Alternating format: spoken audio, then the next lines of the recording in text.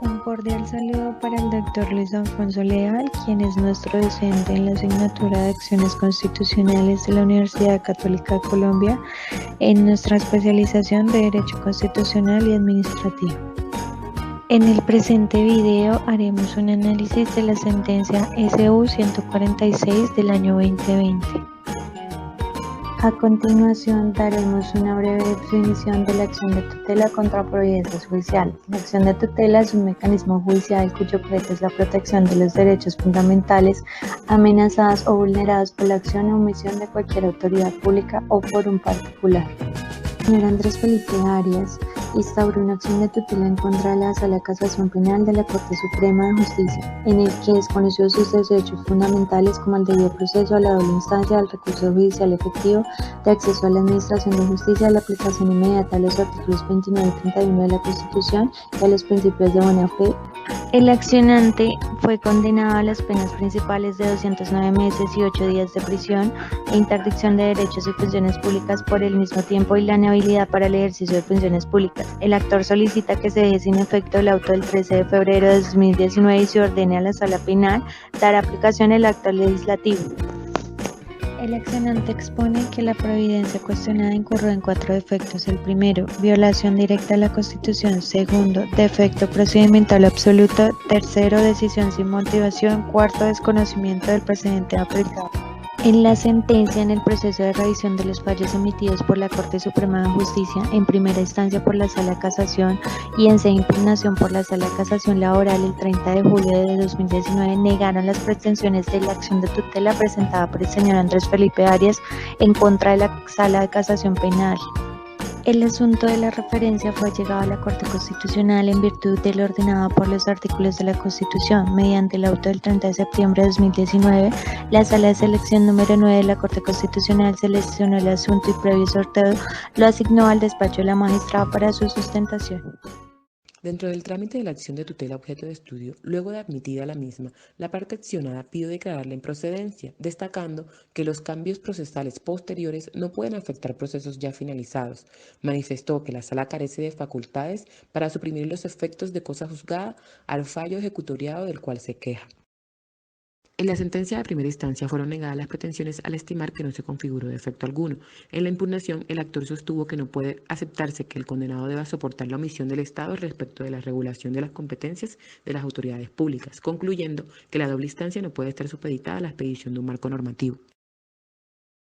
En la sentencia de segunda instancia, la Sala de Casación Laboral confirmó la decisión de primera instancia. A su juicio, la aprobación del Acto Legislativo 01 de 2018 no tiene la potencialidad de afectar el principio de cosa juzgada, ni tampoco permite una aplicación retroactiva, pues en su momento se otorgaron plenas garantías constitucionales siguiendo el estándar definido en nuestro ordenamiento jurídico.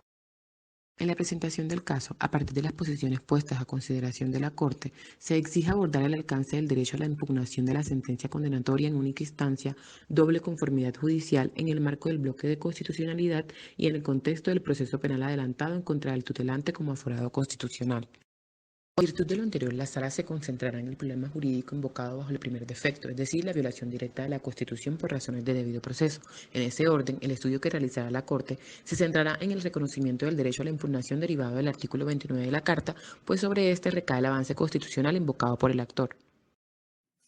Para el caso que nos ocupa, es necesario tener en cuenta las consideraciones más relevantes de la Sentencia de Unificación 146 de 2020. Para ello, hablaremos de los aforados constitucionales en Colombia, que se dividen en 3 grupos.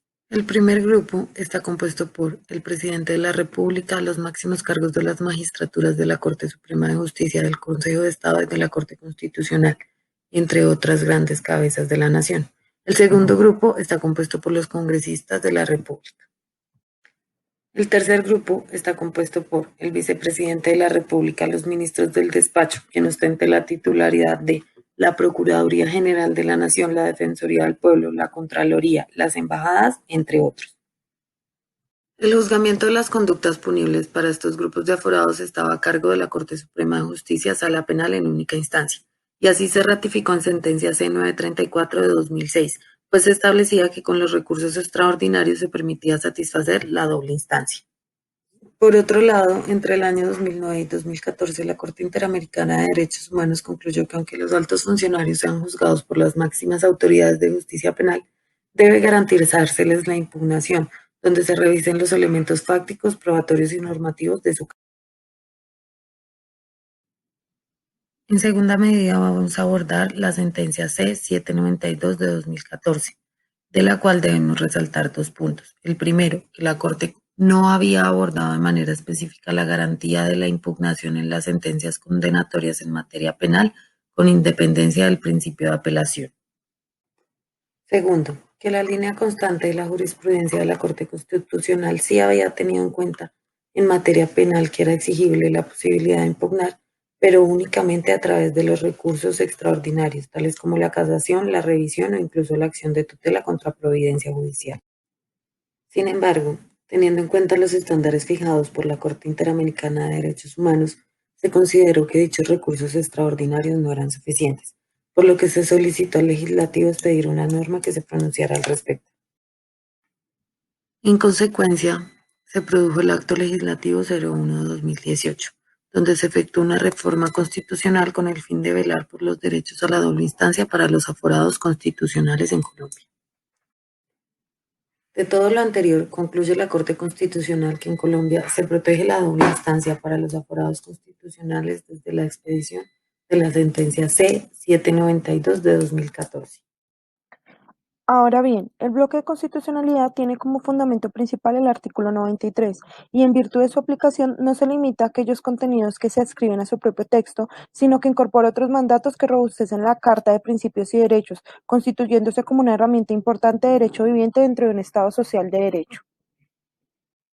La conformación del parámetro de constitucionalidad que guía los juicios de control da lugar a la adopción de dos categorías, en sentido estricto, que están citadas a nivel constitucional, y en sentido lato, que aunque tiene una jerarquía intermedia entre la Constitución y las leyes ordinarias, prevén disposiciones que regulan la producción normativa y su omisión genera problemas de validez. La jurisprudencia para la mejor aprehensión de esta figura edificó un criterio funcional a partir de lo dispuesto en el inciso primero y segundo del artículo 93. En este sentido, los mandatos que se incorporan con el mayor estatus normativo por virtud de esta figura no tienen prevalencia sobre la Constitución misma, sino que dinamizan nuestro ordenamiento jurídico. Ahora bien, en atención a los pronunciamientos realizados por la Corte Interamericana de Derechos Humanos, podemos determinar que la acción de tutela tiene un carácter restitutorio, que permite la informabilidad y tiene un trámite. La jurisprudencia de la Corte Constitucional en torno a los mandatos derivados por el artículo 86 y 229 de la Constitución Política y el 25 de la Convención Americana de Derechos Humanos indica que las decisiones de los jueces pueden ser excepcionalmente cuestionadas a través de la acción de tutela. Recordando los cambios introducidos por la Constitución de 1991, la Corte desde el 2003 reconfiguró de manera dogmática el nombre de vía de hecho a acción de tutela contra providencias judiciales y estableció causales generales de procedibilidad de contenido formal, y ellas son: que el asunto tenga relevancia constitucional y el accionante haya agotado todo medio ordinario de defensa, que se haya dado cumplimiento al requisito de inmediatez, que dicha irregularidad haya sido decisiva en la decisión proferida, la vulneración del derecho haya sido alegada en el proceso anterior y que no se trate de decisiones de tutela. Además de dar cumplimiento a las condiciones genéricas sobre estos requerimientos que se dirigen en su mayoría a preservar el carácter residual del mecanismo de amparo, la Corte ha considerado que la carga argumentativa de quien acude a la tutela para cuestionar una providencia judicial debe estar encuadrada en una de las presentes causales para determinar su procedibilidad. Los argumentos de la Sala de Casación Penal fueron los siguientes. Aplicó la normatividad interna vigente para el caso en cuestión. Sostuvo que con independencia de su fuerza vinculante era imposible su cumplimiento sin reforma constitucional. Y por último, que ella era la última instancia jerárquica en la materia. Argumentos de la Corte. Si bien es cierto que para el 2014 no existía una normatividad interna, no se realizó el correspondiente análisis del bloque de constitucionalidad. Segundo, que en el momento en que se impugne un fallo, esto no significa que se consolide una inseguridad jurídica, pues ello busca es que otro juez imparcial revise de manera íntegra el caso. Tercero, la impugnación a un fallo permite el cumplimiento de las garantías mínimas al procesado. Cuarto, la revisión a la impugnación no refiere que el acusado sea declarado absuelto. Ella garantiza el debido proceso. Quinto, no es necesario un superior jerárquico para cumplir lo pactado. Lo que debe ser claro es que el juez no debe haber conocido el caso antes. La Sala de Casación Penal no realizó el estudio al fallo condenatorio en la línea del tiempo a partir del bloque de constitucionalidad y respecto de un aforado constitucional. Finalmente, la protección discutida integra las relaciones entre el Estado y el ciudadano, por lo que el Estado debe guiarse por el cumplimiento de las garantías sustanciales y procesales. Finalmente, la Corte Constitucional resuelve, primero, levantar la suspensión de términos. Segundo, revocar las sentencias proferidas por la Corte Suprema de Justicia en primera instancia, por la Sala de Casación Civil en sede de impugnación, por la Sala de Casación Laboral y en su lugar conceder el amparo del derecho fundamental al debido proceso del ciudadano. Tercero, dejar sin efectos el auto del 13 de febrero de 2019. Cuarto, ordenar a la Sala de Casación Penal de la Corte Suprema de Justicia dar aplicación a lo preceptuado en los numerales 2 y 7 del artículo 235 de la Constitución. Este reconocimiento no altera el carácter de cosa juzgada y la situación de privación de la libertad del tutelante. Quinto, declarar que existe carencia actual del objeto para resolver la suspensión de la solicitud de extradición, dado que este trámite se llevó a término. Sexto, reiterar el exhorto que esta corporación ha efectuado en varias oportunidades al Congreso de la República para regular de manera integral, precisa y definitiva el mecanismo idóneo.